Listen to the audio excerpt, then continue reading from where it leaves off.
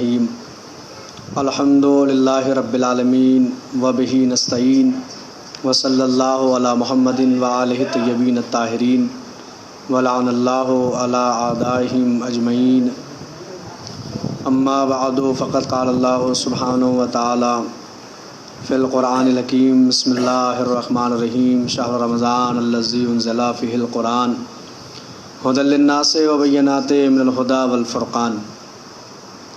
السلام علیکم ورحمۃ اللہ وبرکاتہ۔ حاضرین کرام، ایک بار پھر حاضر ہیں آپ حضرات کی خدمت بابرکت میں ماہ مبارک رمضان 1441 ہجری، اور لاک ڈاؤن ہے اور آگے بھی کی امید ہے کہ اسی طرح سے جو یہ لاک ڈاؤن چل رہا ہے یہ آگے بھی جاری رہے گا، اور جب یہ جاری رہے گا تو ہمارا سلسلہ گفتگو بھی آپ حضرات سے جاری و ساری رہے گا۔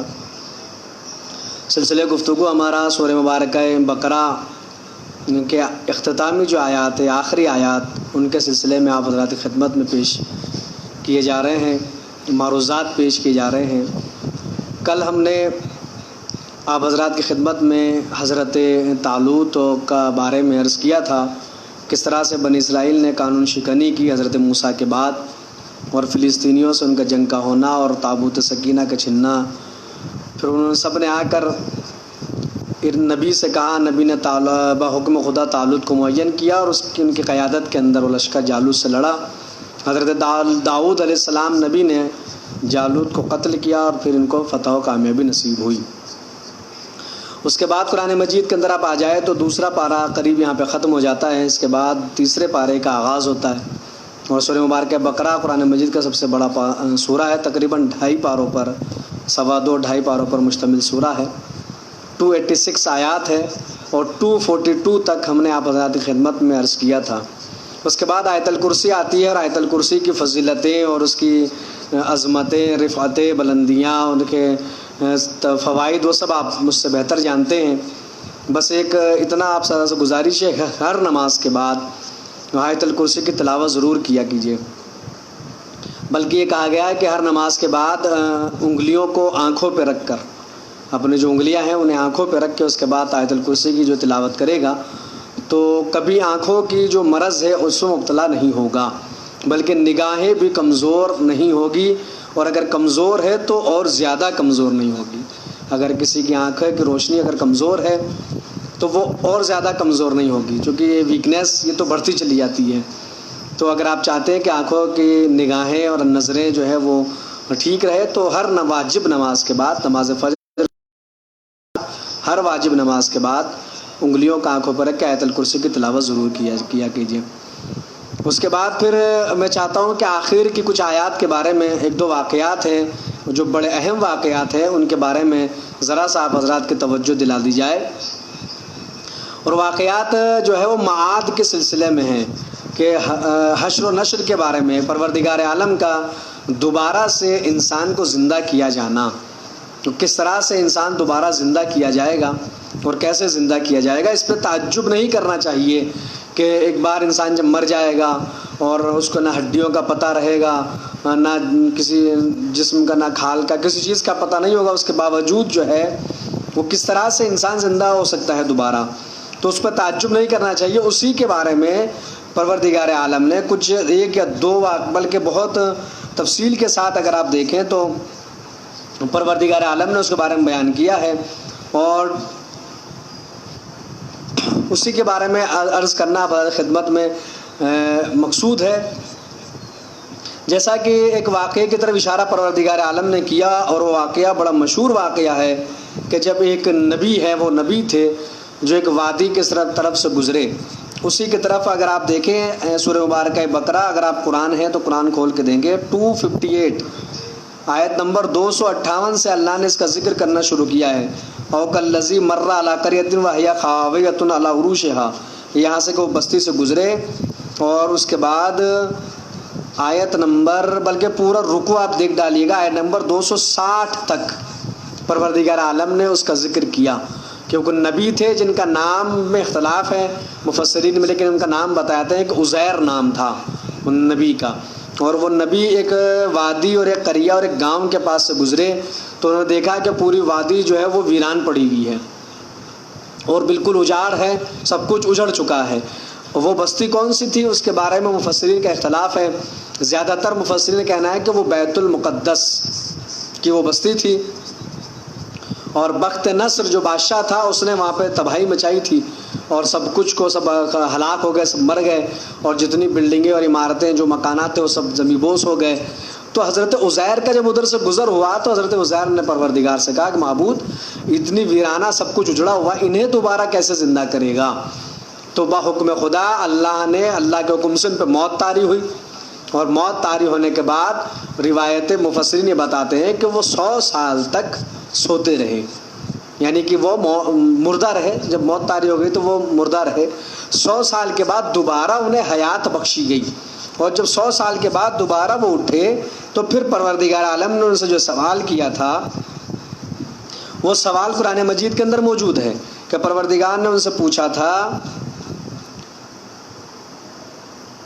قال کم لبستا قال لبست یوما او بعض یوم، اللہ نے ان سے پوچھا کہ کتنے دن تک تم جو سوتے رہے، کتنی دیر تک تم سوتے رہے؟ انہوں نے کہا کہ 1 دن یا اس سے بھی کم، یعنی میں پورا دن سویا یا اس سے بھی کم سویا۔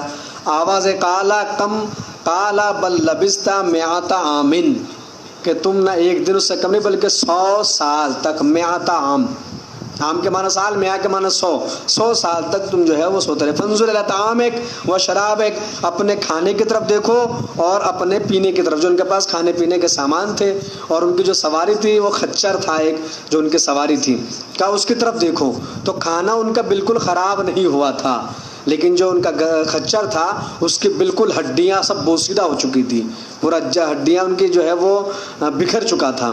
پھر دوبارہ پروردگار عالم نے ان کے خچر کو ان کو زندہ کیا، اور زندہ کرنے کے بعد کہا کہ دیکھو اس طرح سے ہم جو ہے وہ ایک اللہ نے ایگزامپل اور ایک مثال قائم کی قرآن مجید کے اندر کہ دوبارہ کیسے انسان کو زندہ کیا جائے گا، چونکہ قیامت ہمارے یہاں اصول دین میں ہے۔ اگر آپ دیکھیں اصول دین میں تو توحید، عدل، نبوت، امامت، اس کے بعد کیا آتا ہے؟ قیامت کا۔ ہمارے یہاں عقائد کے اندر ہے، ہمارے جو اصول خمسہ ہے اس کے اندر قیامت شامل ہے، دوبارہ زندہ کیا جانا۔ ایک نبی کا واقعہ یہ ہے حضرت عزیر کا واقعہ، بستی سے گزرے 100 سال تک ان پہ موت طاری ہوئی، اللہ نے پوچھا کتنے دن، انہوں نے کہا 1 دن اس سے کم، کہا کہ نہیں 100 سال تک اپنے کھانے کی طرف دیکھو خراب نہیں ہوا، اور اپنے ان کی طرف دیکھا، حمار ایک گدھا تھا ان کا خچر تھا، اس کی طرف دیکھا کہ اس کی ہڈیاں وغیرہ سب بکھر چکی تھی۔ اس کے بعد دوبارہ اس کو زندہ کیا گیا، کہا دیکھو اس طرح جیسے تمہیں ہم نے زندہ کیا ہے، اور یہ تمہارا جو ہے روایت کی بحکم خدا جتنے بھی جانور ہیں جو مردار کو نقصان پہنچاتے ہیں ان کی نظر سے اور ان کی خوراک سے اللہ نے اپنے نبی کو محفوظ رکھا، اور کہا کہ دیکھو اس طرح سے ہم زندہ کرتے ہیں۔ اور پھر وہ واقعہ کہ وہ اپنے گھر گئے، گھر جانے کے بعد جب دیکھا تو انہوں نے پہچاننے سے انکار کر دیا کہ یہ کیسے ممکن ہے کہ 100 سال کے بعد ایک انسان جو دوبارہ زندہ ہو کر آ جائے۔ جس اپنے بیٹے کو انہوں نے شکم مادر میں چھوڑ کر گئے تھے، وہ جو اپنے حمل میں تھا، اس کی عمر جو ہے اس وقت 100 سال کی ہو چکی تھی، اور ایک کنیز ان کی تھی، ان کے بارے میں ذکر ہے کہ وہ 20 سال کی تھی، اب وہ 120 سال کی ایک نابینا عورت تھی، ضعیفہ تھی۔ پھر اللہ کے حکم سے حضرت عزیر نبی نے اپنی اس کنیز کو جس سے وہ 20 سال کی چھوڑ کے گئے تھے، اب وہ 120 سال کی ہو چکی تھی، اس کو بینائی آئی، اس کی آنکھیں دوبارہ آئی، انہوں نے دیکھ کے ان کو پہچانا، اور اپنے بیٹے عزیز جن کا نام تھا انہوں نے اپنے تل، بازو کو پر تل تھا وہ تل دکھایا، اور تب ان کو پہچانا گیا کہ ہاں یہ دوبارہ جو ہے آئے ہیں۔ اور یہی وہ جو سوال واٹس ایپ فیس بک پہ گھومتا رہتا ہے کہ وہ کون سے باپ اور بیٹے ہیں کہ جن میں سے ایک کی عمر 100 سال تھی اور ایک کی عمر جو ہے 50 سال تھی، اس طرح کا سوال آتا ہے۔ وہ یہی دونوں ہیں کہ وہ جب شکم مادر میں انہیں چھوڑ کر گئے تھے، 100 سال کے ان کی ولادت ہوئی، 100 سال کے بعد جب لوٹ کر آئے تو ان کی عمر 50 سال ہی تھی، چونکہ وہ 50 سال کے تھے، اور ان بیٹے کی عمر 100 سال ہو چکی تھی۔ یہی وہ واقعہ ہے جس کی طرف قرآن مجید نے اشارہ کیا۔ اس کے بعد دوسرا واقعہ خلیل خدا حضرت ابراہیم علیہ الصلوۃ والسلام کا واقعہ ہے، وہ بھی بڑا مشہور واقعہ ہے جو آپ نے سنا، لیکن قرآن مجید نے اس واقعے کی عکاسی کی ہے۔ واقعہ کیا ہے؟ وَإِذْ قَالَ إِبْرَاهِيمُ رَبِّ أَرِنِي كَيْفَ تُحْيِي الْمَوْتَ، کہ جب اس وقت کو یاد کرو جب حضرت ابراہیم نے آیت نمبر 259 سورہ مبارکہ بقرہ کہ جب ابراہیم نے اپنے پروردگار رب سے کہا مجھے دکھا کہ تم مردوں کو کیسے زندہ کرے گا، قال اولم تؤمن، کہا ابراہیم کیا تم ایمان نہیں رکھتے، قال بلا ولکن لیطمئن قلبی، کہا نہیں پروردگار میں ایمان تو رکھتا ہوں لیکن اطمینان قلب چاہتا ہوں، تسلی دل کے لیے، اپنے دل کی تسلی کے لیے۔ قال فخذ اربعۃ من الطیر فصرهن الیک ثم جعل اللہ كل جبل منهن جزءا ثم ادعوهن یاتینک سعیا واعلم ان اللہ عزیز حکیم۔ اس کے بعد اللہ نے ابراہیم کو حکم دیا 4 پرندے لو، انہیں اپنے سے مانوس کرو، مانوس کرنے کے بعد پھر ان کو ذبح کرو اور ان کے گوشت کو جو ہے وہ قیمہ کر لو، 4 پہاڑی پر رکھو اور ان کو آواز دو تو وہ تمہاری طرف لوٹ کے آ جائیں۔ یہ قرآن مجید کی آیت ہے۔ اور کس واقعے کی عکاسی کی قرآن مجید نے؟ وہ واقعہ یہ کہ حضرت ابراہیم خلیل خدا کا ایک دریا سے گزر ہوا۔ جب دریا سے گزر ہوا تو حضرت ابراہیم نے دیکھا کہ ایک مردار ہے جس کا آدھا جسم دریا کے اندر ہے اور آدھا جسم دریا کے باہر ہے۔ جو جسم دریا کے اندر ہے اسے جو ہے وہ دریائی جانور کھا رہے ہیں اور جو خشکی میں ہے وہ خشکی کے جانور اسے کھا رہے ہیں، بلکہ انہوں نے دیکھا کہ جانوروں میں لڑائی بھی ہو جاتی ہے اس مردار کو کھانے کے۔ تو حضرت ابراہیم نے جب دیکھا تو پوچھا پروردگار سے معبود کیسے زندہ کرے گا اسے کہ جس کا آدھا جسم کا حصہ جو ہے وہ دریائی جانوروں کی خوراک بن رہا ہے اور آدھا جسم کا حصہ خشکی کے جانوروں کی خوراک بن رہا ہے، تو اسے کیسے زندہ کرے گا؟ آواز قدرت آئی کہ ابراہیم کیا تم ایمان نہیں، اولم تؤمن، کیا تم ایمان نہیں رکھتے؟ یہ حضرت ابراہیم سے نہیں پوچھا جا رہا تھا، یہ اصل میں چونکہ وہ تو خلیل خدا ہیں، اللہ کے نبی ہیں، انہیں امامت جیسا عہدہ اللہ نے عطا کیا ہے۔ تو دراصل ہمارے لیے سوال تھا کہ ایسے دیکھنے کے بعد ایسا نہیں کہ ہم لوگ اپنے ایمان سے ڈگمگا جائیں اور ہمارے ایمان متزلزل ہو جائے کہ کیسے، اس لیے کہ آپ وہ زمانہ تھا، آج کے زمانے میں آپ دیکھیں تو حادثات جب ہوتے ہیں، ایسا اگر فضائی حادثہ کوئی ہو جائے، پلین کریش کر جائے تو ان کے تو نہ ہڈیاں ملتی ہیں نہ ان کے جسم کے ٹکڑے ملتے ہیں، اللہ نہ کرے، خدا نہ خواستہ کسی کے ساتھ یہ حادثہ ہو، لیکن تاریخ گواہ ہے نا، ہسٹری میں آپ نے دیکھا کہ کتنے پلین کا حادثہ، یہ ہمارے یہاں پہ بھی دلی میں بھی ایک بہت سال پہلے ایک حادثہ ہو چکا ہے کہ پلین آپس میں ٹکرا گئے تھے، وہ جب ٹکرائے تو 350 سے زیادہ لوگ دونوں پلین کے سمیت مارے گئے تھے اور ان کا ملبہ ہی ملبہ صرف نظر آیا تھا، وہ فہرست پتہ چلا کہ تو کون کون کے اندر سوار تھے۔ تو اس طرح کے بہت سے حادثات آپ کو ہسٹری میں ملیں گے کہ جب حادثے ہوئے، فضائی حادثے ہو جاتے، ہوا میں جو حادثے ہوتے جہاز کے ذریعے یا دریائی حادثے، تو پتہ بھی نہیں چلتا مردوں کا، ان کی لاشیں تک نہیں ملتی، پتہ ہڈیاں تک نہیں معلوم ہوتی کہاں گئی، کیسے زندہ کرے گا؟ اب سوال ہے کیسے زندہ کرے گا؟ تو ایسے ایمان جو ہے وہ ڈاماڈول نہ ہو، متزلزل نہ ہو جائے۔ تو حضرت ابراہیم سے پوچھا جا رہا تھا اولم تؤمن، کیا تم ایمان نہیں رہے؟ تو انہوں نے کہا پروردگار میں ایمان تو رکھتا ہوں، لیطمئن قلبی، لیکن اطمینان قلب چاہتا ہوں، میرے دل کو سکون ہو جائے، اطمینان ہو جائے، اس لیے معلوم کر رہا ہوں۔ تو پھر پروردگار نے حکم دیا کہ 4 پرندے لیجیے آپ، وہ لینے کے بعد انہیں سدھاؤ، اپنے سے مانوس کر لو اور مانوس کرنے کے بعد پھر ان کو ذبح کرو، ذبح کرنے کے بعد پھر ان کی منقار، ان کی چونچ اپنے ہاتھ میں لو اور ان کو خلط ملط کر دو، قیمہ کر دو، یعنی اس کے گوشت ٹکڑے اس میں ملا دو، اس کے حصے اس میں ملا دو، پھر انہیں 4 پہاڑیوں پہ لے جا کے رکھو۔ پھر جس پرندے کی منقار کو، چونچ کو لے کے تم آواز دو گے تو اس کے ذرات آئیں گے ان پہاڑوں سے، آ کے مل جائیں گے۔ اور حضرت ابراہیم نے ایسا کیا، یعنی ایگزامپل سیٹ کیا جا رہا تھا، ایک مثال دی جا رہی تھی تاکہ آنے والی تمام تر دنیا میں لوگ جو ہے اس بات کا اطمینان رکھے کہ معاد جو ہے اس کے اوپر عقیدہ لوگ رکھے کہ حشر و نشر کے اوپر کہ پروردگار سب کو دوبارہ زندہ کرے گا۔ کیسے زندہ کرے گا؟ اس طرح سے زندہ کرے گا۔ تو حضرت ابراہیم نے ایسا کیا اللہ کے حکم پہ۔ اب وہ پرندے کون کون سے تھے جنہیں لیا گیا؟ تو اس میں مفسرین کا اختلاف ہے، 2 پرندوں پہ تو اتفاق ہے کہ وہ 4 پرندے کون کون سے تھے۔ کہا کہ مور اور مرغ، بطخ اور گدھ، کچھ مفسرین کا کہنا ہے کہ یہ ہے، کچھ کا کہنا ہے کہ 4 پرندے تھے، مور اور مرغ، کبوتر اور کوا، یہ 4 پرندے تھے، مور، مرغ، کبوتر اور کوا۔ بعض نے کہا کہ بطخ اور گدھ اس میں تھا۔ جن مفسرین نے یہ کہا کہ کبوتر اور کوا تھا، انہوں نے اس کی وجہ بھی بتائی، اور وہ وجہ میں آپ کو بتاؤں، بڑی دلچسپ وجہ ہے وہ کہ وہ جو پرندے لیے گئے تھے، مور کو لیا گیا، اس کے علاوہ مرغے کو لیا گیا، مرغ کو لیا گیا، اور کبوتر کو لیا گیا، اور کوے کو لیا گیا۔ تو اس کی وجہ کیا تھی؟ یہی 4 پرندوں کا انتخاب کیوں کیا گیا تھا؟ انہی 4 جو ہے پرندوں کو سلیکٹ کیوں کیا اللہ کے نبی نے؟ اس کی وجہ یہ بتائی کہ ان کے اندر جو ہے وہ انسان کی کچھ صفات اور کچھ جو ہے جذبات پائے جاتے ہیں. یہ چاروں پرندے انسان کی کچھ صفات اور جذبات کے مظہر ہیں. کہ وہ کیسے؟ کہ مور کے اندر جو ہے وہ خودنمائی، زیبائش اور تکبر اور غرور پایا جاتا ہے. یعنی سجاوٹ، بناؤ سنگار اور تکبر اور غرور مور میں پایا جاتا ہے. وہ صفات جو انسان میں بھی پائی جاتی ہے.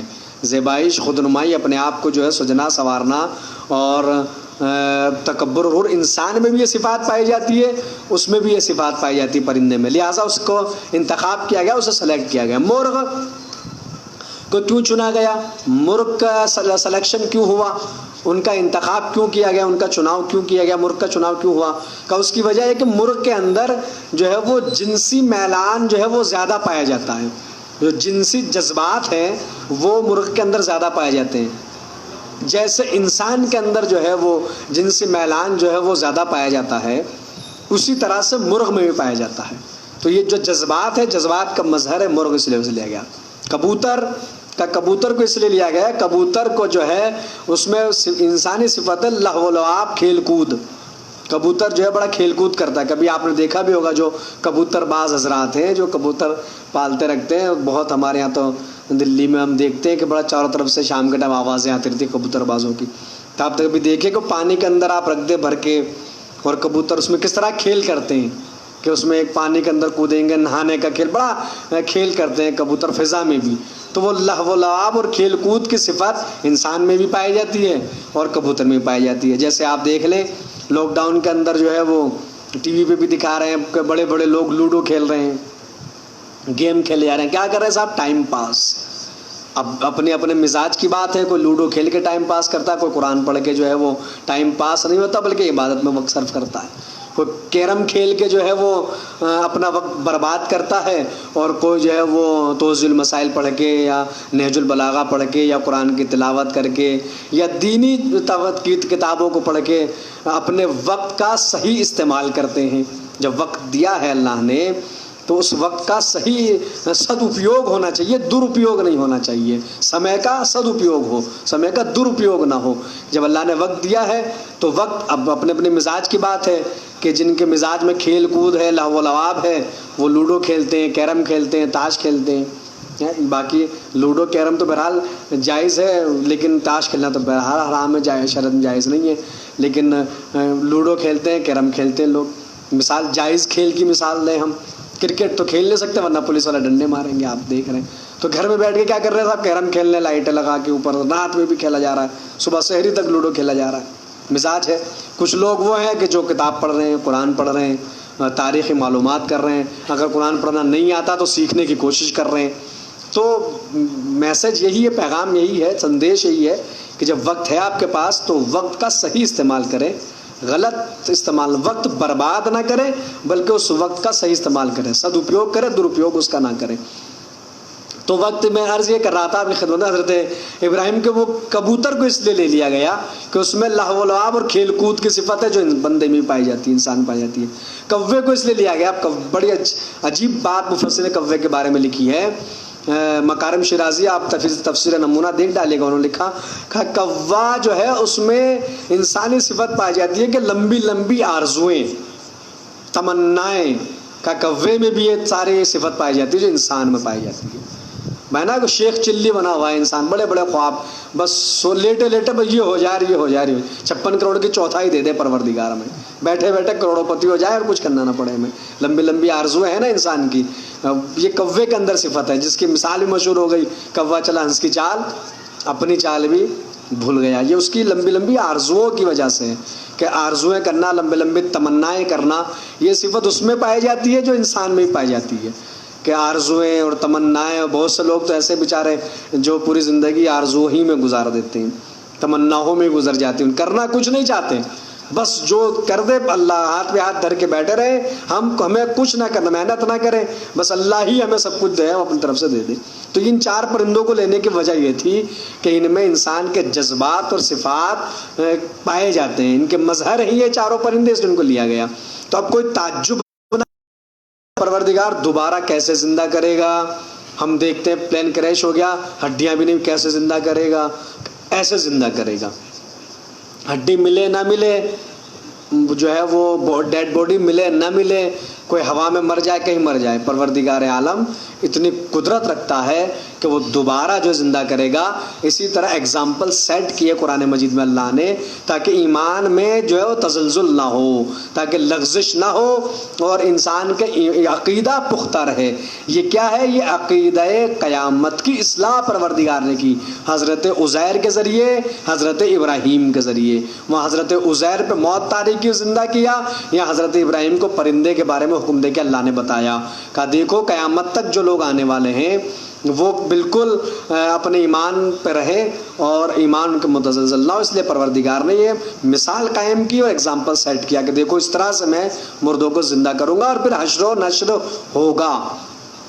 یہ میرا عزیزو سورہ مبارکہ بقرہ۔ آخر میں پھر ہم آیات میں آ جائیں 260 سے لے کے 286 تک، تو پروردگار نے انفاق کے بارے میں بات کی ہے، قرض کے بارے میں بات کی ہے، سود کے بارے میں بات کی ہے، یعنی جو احکامات ہیں شریعت کے اس کے بارے میں اللہ نے اشارہ کرتا ہو پروردگار اس سورہ کا اختتام پروردگار عالم نے کیا ہے۔ تو ہم بھی سورہ مبارکہ بقرہ کا بڑا اختصار کے ساتھ، ورنہ سورہ بقرہ کے 286 آیات ہے تو 286 دن میں ہم تفسیر کر سکتے ہیں ایک آیت کی ایک دن لے، تو ہم نے تو 18 ہی دن کے اندر جو ہے وہ سورہ مبارکہ بقرہ کو کیا۔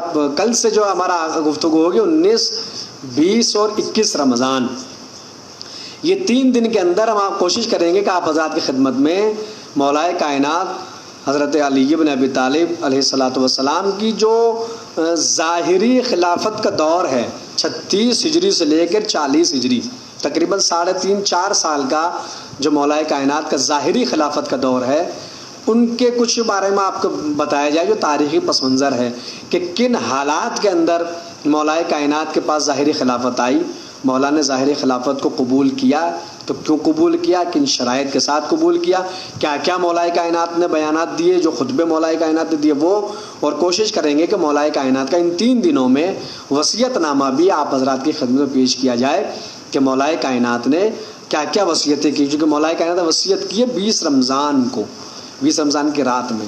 تو 20 رمضان کی یعنی پرسوں کی جو تقریر ہوگی اس میں ہم بعین ہی اسی 40 ہجری کی طرح 1441 ہجری میں بھی آپ کی خدمت میں وصیت نامہ مولا کا، کل کی تقریر میں خالی بیک گراؤنڈ بیان کریں گے مولا کی خلافت کا کہ کس طرح سے مولا کائنات نے کی خلافت آئی، اور جو اہم نکات رہ جائیں گے وہ 21 تاریخ کو، 20 تاریخ کو وصیت نامہ آپ کی خدمت میں پیش کیا جائے گا مولا کائنات کا، اور آپ اپنی محبتوں سے ہمیں ایسے ہی نوازتے رہے۔ اب 1-2 مسئلے ان کے بارے میں بیان کرنا بہت ضروری ہے۔ ایک تو میں نے عرض کیا تھا روزے کے بارے میں کہ حالانکہ میں مسئلے نہیں بیان کر رہا، اس کے لیے مختلف آپ فیس بک پہ بھی یوٹیوب پہ دیکھ رہے ہیں ہمارے علماء کرام، جو بزرگ علماء کرام ہیں، وہ ان کے بیانات مسلسل جاری و ساری ہے احکام کے سلسلے میں، آپ ان طرف رجوع کر سکتے ہیں، لیکن چونکہ میں نے بیان کیا تھا تو اسے ایکسپلین کرنا میری اپنی ذمہ داری ہے، اس لیے میں عرض کر رہا ہوں۔ وہ یہ تھا کہ روزہ جو ہے وہ عشاء کے بعد نماز عشاء کو افطار کرنا مستحب ہے، یہ کہاں ہے؟ تو وہ میں عرض کر دیتا ہوں کہ توضیح المسائل اگر آپ کے گھروں کے اندر موجود ہے، یہ میرے پاس میں لے کر آیا اسی لیے تاکہ بتا دوں، توضیح المسائل کھولیے گا اور روزے کے مسائل نکال کے مسئلہ نمبر 1759 1759 اس میں مسئلہ لکھا ہوا ہے۔ ہاں لیکن جو توجہ میں مجھے دلائی گئی وہ یہ ہے کہ اگر کسی کا دل ہی نہیں لگ رہا ہے، اس کا دل ہی جو ہے وہ افطاری میں اٹکا ہوا ہے، اس کے دل ہی جو ہے بریانی کے دیگ میں لگا ہوا ہے کہ ارے یار جلدی نماز ختم ہو اور بریانی کھاؤں، جلدی نماز ختم ہو اور کس طرح سے بس جلدی جلدی نماز پڑھوں اور بس کھا لوں، تو اس کے لیے پھر بدل جائے گا مسئلہ۔ اس کے لیے بہتر ہے کہ بھیا تم کھا ہی لو، پہلے اپنا پیٹ بھر لو، اس کے بعد ہی نماز پڑھنا، اور یہی توضیح المسائل میں لکھا ہوا بھی ہے۔ مسئلہ نمبر 1759 توضیح المسائل آغا سیستانی توضیح المسائل، اس میں لکھا ہوا ہے کہ روزے دار کے لیے مستحب ہے کہ روزہ افطار کرنے سے پہلے مغرب اور عشاء کی نماز پڑھے۔ میں نے عرض کیا کہ مستحب روزہ افطار کرنا نماز عشاء کے بعد، اس لیے کہ ہمارے یہاں مغربین ہم ملا کے پڑھتے ہیں، تو یہی توضیح المسائل لکھا ہوا۔ لیکن وہی بات جو لوگوں نے مجھے میسج کیا اور فون کیا، لیکن اگر کوئی دوسرا شخص اس کا انتظار کر رہا ہو یا اسے اتنی بھوک لگی ہو کہ حضور قلب کے ساتھ نماز نہ پڑھ سکتا ہو، یعنی بیچارے کا دل نہیں لگ رہا نماز پڑھنے میں، دل لگ رہا ہے افطاری کے اندر، یا کوئی انتظار کر رہا ہے کہ بھئی نماز ختم کر لو تو ہم تمہارے ساتھ افطاری کریں، اگر کوئی منتظر ہے مستحب کیا ہے؟ عشاء کے بعد افطار کریں. لیکن اگر کوئی انتظار کر رہا ہے یا حضور ہے، کل خشوع ختم ہو رہا ہے، بھوکا انسان اٹکی ہوئی ہے نیت دیکھ کے اندر بریانی کی، اب کیا اسے کیا کرنا، تو بہتر ہے کہ پہلے روزہ افطار کریں. بھیا پہلے پیٹ بھر لو اپنا، لیکن جہاں تک ممکن ہو نماز فضیلت کے وقت میں ادا کریں. دیکھیے ساری باتیں آگے، لیکن اگلا جملہ پھر آگا فرماتے ہیں کہ لیکن بہتر یہ ہے کہ نماز فضیلت کے وقت میں ادا کرے.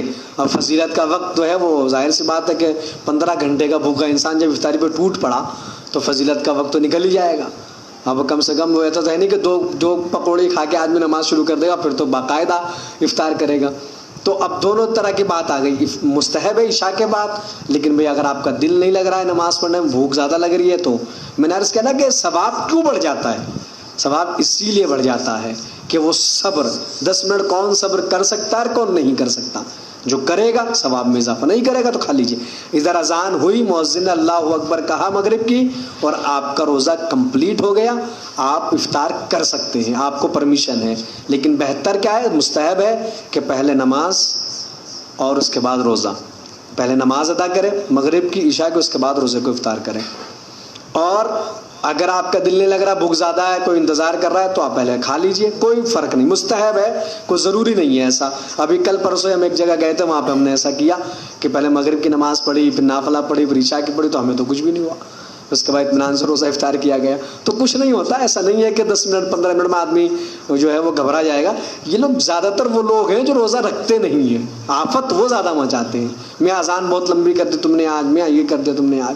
جو روزہ دار ہوتا ہے وہ سوچتا ہے 15 گھنٹے ہم رہے اللہ کے لیے، 10 منٹ اور صحیح رہ لے کیا. لیکن بہرحال مسئلہ یہ ہے، مسئلہ نمبر 1759 توضیح المسائل میں لکھا ہوا ہے، کوئی میں نے اپنی طرف سے بیان نہیں کیا. دوسرا جو آج مسلسل صبح سے میسیجز آئے، اور وہ یہ آیا کہ صاحب وہ اگر ہم شب قدر کا غسل کریں تو کیا نماز پڑھ سکتے ہیں اس سے؟ بہت لوگوں نے سوال کیا یہ.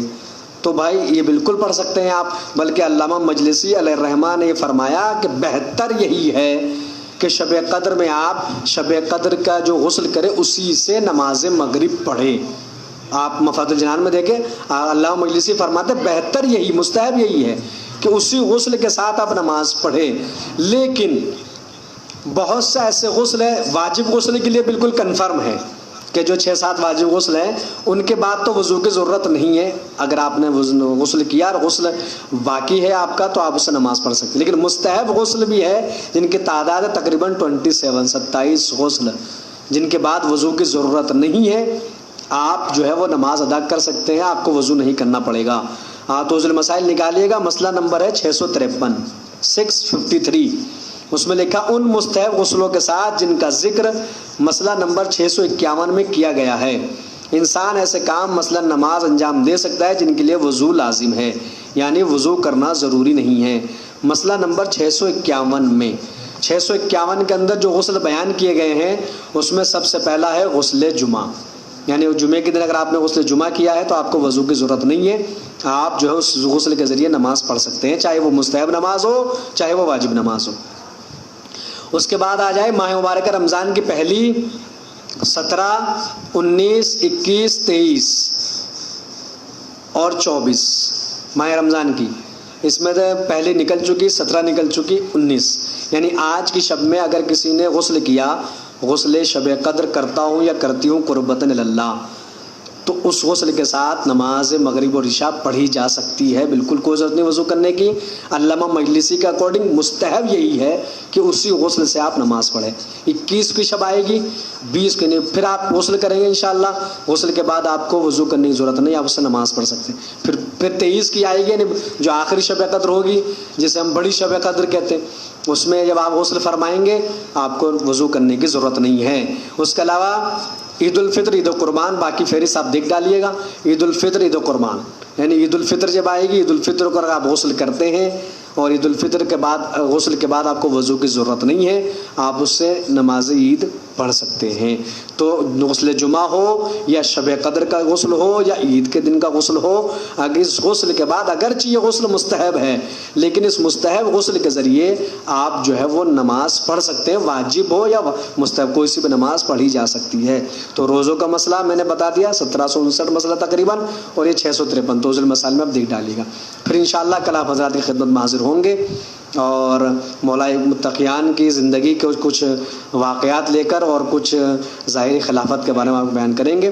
آپ حضرات سے گزارش ہے، آپ نے اعمال انجام دے لیے ہیں، نہیں دیے تو اعمال انجام دیجیے گا شب قدر کے، اور خصوصاً دعاؤں میں یاد رکھیے گا، اور تمام مومنوں و مومنات کو بلکہ سارے لوگوں کو خصوصاً دعا کیجیے گا کہ کورونا وائرس جیسی وبا کہ جس سے پوری دنیا دو چار ہے اور جوجھ رہی ہے، پروردگار اس وبا کو سے سب کو نجات دے، اور جو اس مہلک بیماری میں اللہ سب کو شفا دے، اور ہمیں بھی حقیر کو بھی اپنے دعاؤں میں ضرور یاد رکھے۔